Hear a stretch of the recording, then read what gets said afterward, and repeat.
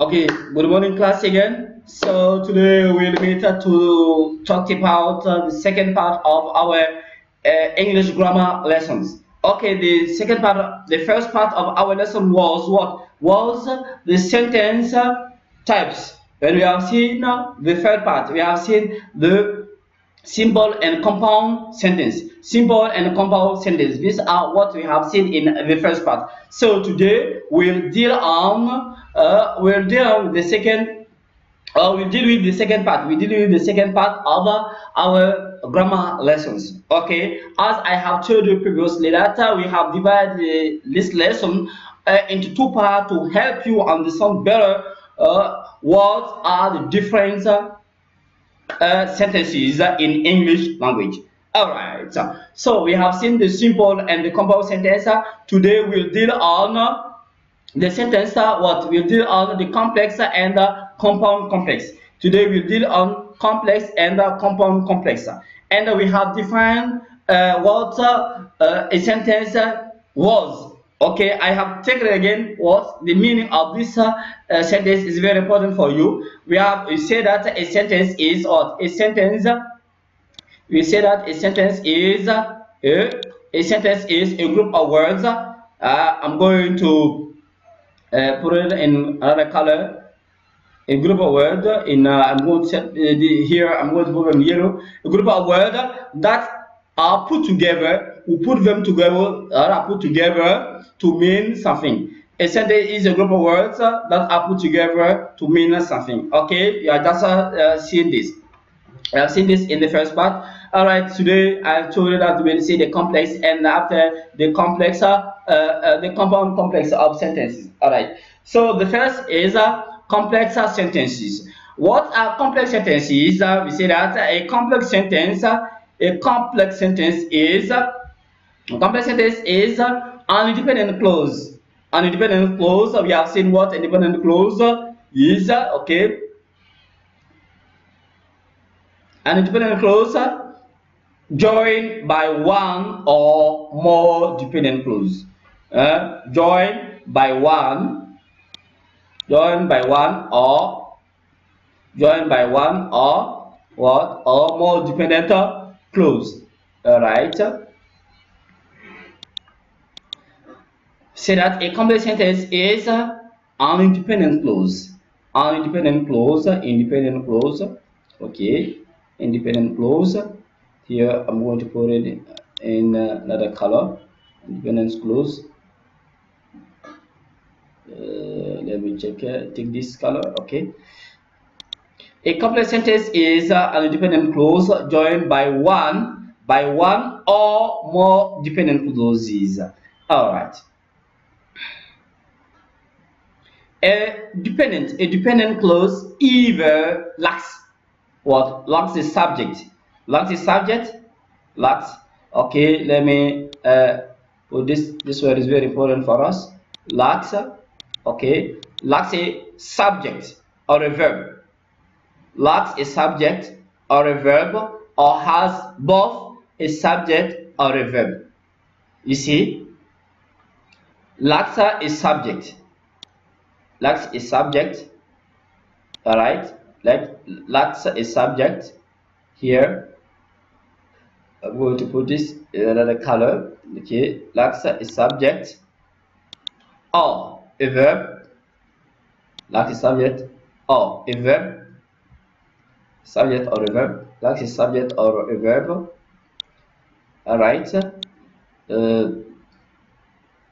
Lacks a subject or a verb. Or what? Or has both a subject and a verb. You see, or has both subject or a verb. You see, it's very interesting. You see, or has both a subject and a verb. That does not express a complete thought. That does not express a complete thought. This also is very important. That does not express a complete thought. You see, a complete sentence is an independent clause. A complex sentence is an independent clause joined by one or more dependent clauses. A complex sentence is an independent clause. That's clear. Joined by one or more dependent clause. A dependent clause either either lacks a subject or a verb, or has both subject and verb. That does not express a complete thought. Alright, a complex sentence always has a subordinator. Always has a subordinator. Always has a subordinator. Okay? Always. A complex sentence always has or has always a subordinator. And here are some subordinator. Subordinator. You can see here we have some of them. Subordinator. Let me put this in this color, in green. Okay, subordinator. Or what? Or relative pronouns. Subordinator or relative pronoun. I'm going to change the color, and let me take a light color for you. This will be helpful. All right. Okay. And here we are. Who, that, or which. You see. All right. You see. All right. That's good. A complex sentence has always what? A subordinator, and these here are some subordinators: as, because, since, after, although, when. Or relative pronouns, and here are some relative pronouns: who, that, which. Examples. After having lunch at the restaurant, Iron BB went to the gym to exercise. After having lunch at the restaurant, Iron BB went to the gym to exercise. Iron. Okay, here we see the independent clause is Iron BB went to the clause. Iron BB went to the gym to exercise. Okay, this is here the independent clause. Iron BB. Okay, Iron BB went to the gym. Okay, to exercise. Okay, let me take the color which is good. All right. Iron BB went to the gym to exercise. Here is the independent clause. The independent clause. Okay. Iron BB went to the gym to exercise. Here is the independent clause. Okay. All right. The subordinating clause before it is dependent. Here is a dependent. It dependent on the main. Dependent on the main here, on the main independent clause. Here, Iron BB went to the gym to exercise. This is independent. But here we have after having lunch at the restaurant. Here, this sentence depends on the second one. Iron BB went to the gym to exercise. You see? So we have what? Don't forget this. We have this word. This word is what? Is a subordinator. This word is a subordinator. Alright, this word is a subordinator. After is a subordinator. Having lunch.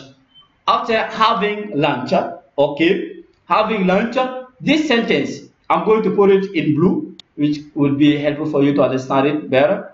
Alright. You see here, I'm going to put it in blue. After having lunch at the restaurant, Iron BB went to the gym to exercise. You see, this sentence is a complex sentence. This is a complex sentence.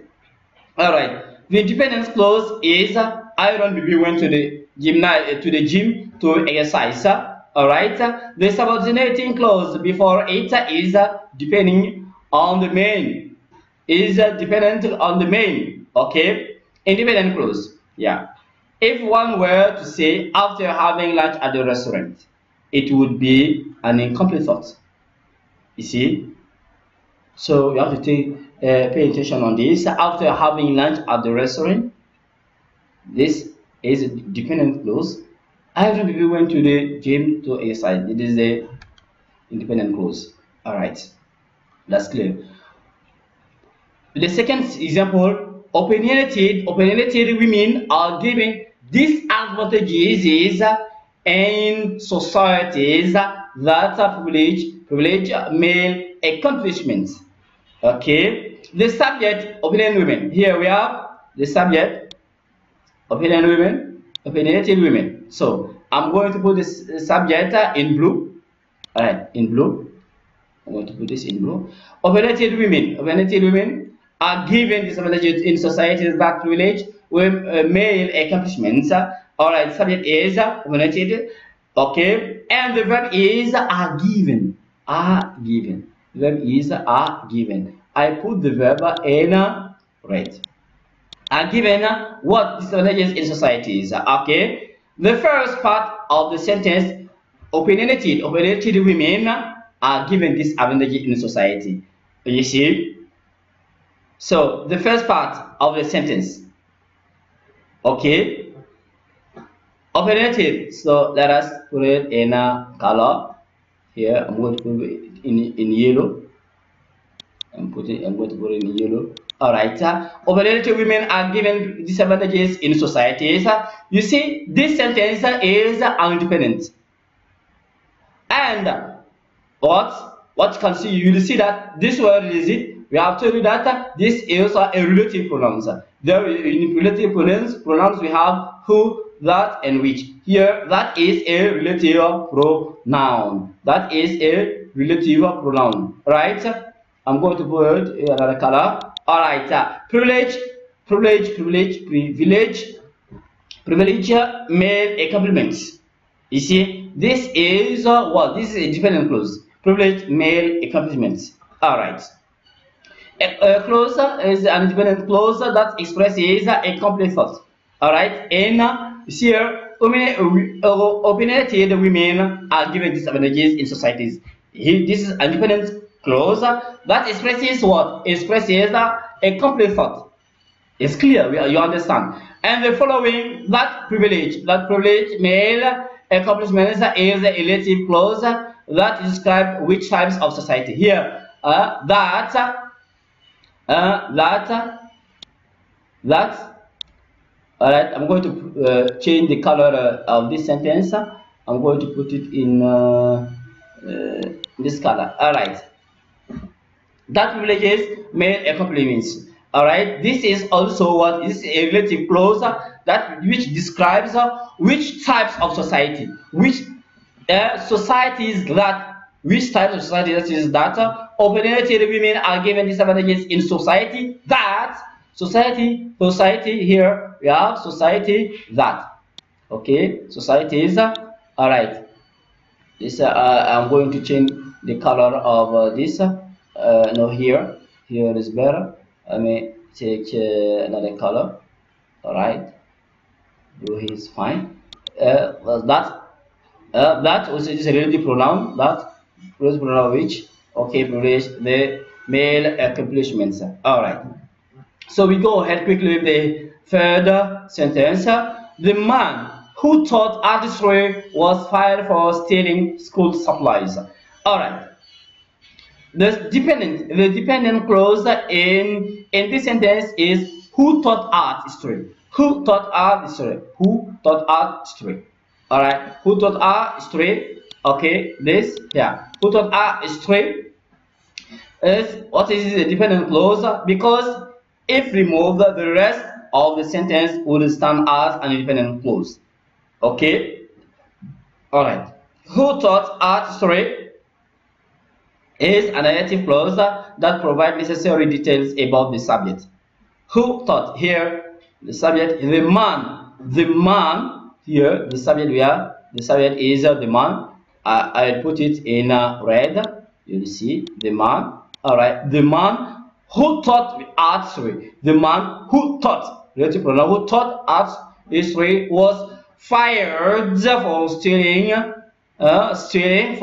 school supplies. So you have to pay attention on this. You have to do your best not to steal school supplies. They're not good. All right. So as a native, I'm going to get the dependent clause in this sentence is who taught art history, because if removed, the rest of the sentence will stand as an dependent clause. Who taught art history, okay, is an adjective that provides necessary details about the subject, and our subject here is the man. All right, so we go ahead with the last point, and our last point is compound complex sentence. Compound complex sentence. A compound complex sentence has two dependent clauses and at least one dependent clause. A compound complex sentence has two clauses. Two clauses. Two clauses. Here I'm going to put it in red. It's very important. Okay. Okay. All right. A compound complex sentence has two dependent clauses and at least one dependent clause. And at least one dependent clause. And at least one dependent clause. And at least one dependent clause. All right. Examples: after the two soccer players love the game, they join their other teammates for lunch and they went to the movies. All right. If we remove the dependent clause after the two soccer players love the game, after, if we remove this, okay, if we remove this, but I will not remove it. Okay, if we remove it, okay, I will not remove it. All right, this sentence is important for us in our sentence. Okay, after the two soccer players love the game. All right, we have this. After the soccer players love the game, we have a compound sentence. We have a compound sentence. All right. We have a compound sentence. The dependent clause makes its sentence compound complex. You see, we have a compound sentence because here, after the two soccer players lost their game. You see, lost their game. Players lost their game. All right, we have a compound sentence. The dependent clause makes this sentence compound complex. The dependent clause makes the dependent clause make this sentence compound. All right, if you understand it. All right. They joined the other teammates for lunch and they went to movies. You see. All right. I'm going to take it. If we remove the dependent clause, here our dependent clause is what? After the two soccer players love the game. This is dependent clause. Right? They join the other teams for lunch. You see, this is the first, and we have this, and they went to movies. They joined the other teams for lunch and went to movies. All right. I'm going to put this in red. It can be helpful for you. You see, in red. I'll put it in red. No, here. Okay. You see, they join the other teammates for lunch, and here we are and all right. I'll change the color of this. And they went to the movies.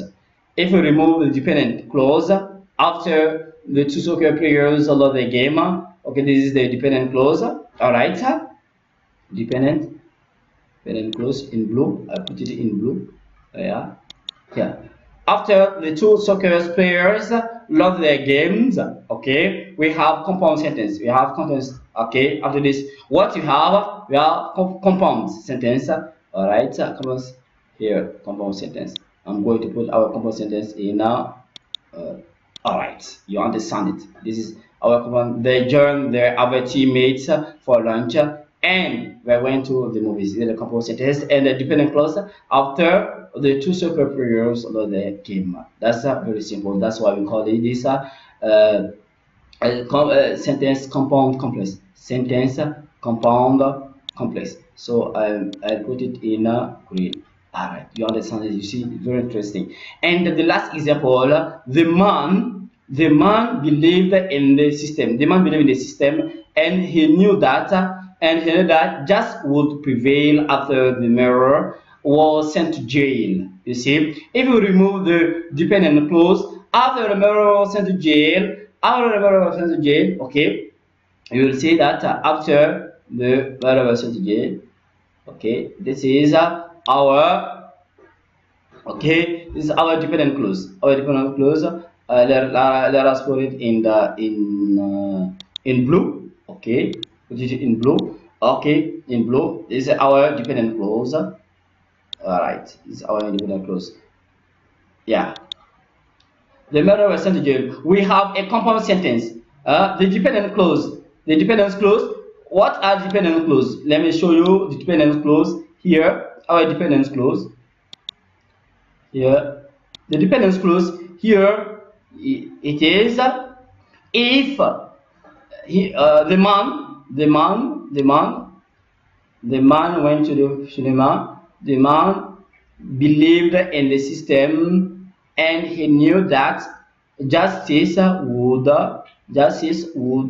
prevail. Justice would prevail. You see, the man believed in the system, and he knew that justice will prevail. And okay, this is how to conjunct subordinator. Okay, I'm going to put it in yellow. It's very important. It's helpful. All right. The man believed in the system, and he knew that justice would prevail after the murderer was sent to jail. Okay, if we remove the dependent clause, after the murderer was sent to jail, we have a compound sentence. Our compound sentence: the man prevailed in the system, and he knew that justice would prevail. Okay, this is a dependent clause. Okay, and we'll see what a sentence compound complex. Sentence compound complex. All right, I think that's very clear. So in this lesson, let us recap quickly. Okay, we have seen the second part.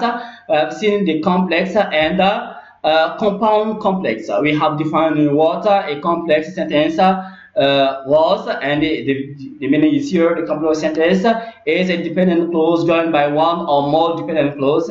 Okay, and we say that a dependent clause either lacks a subject or a verb, or has both a subject and a verb. All right, that does not express a complete thought.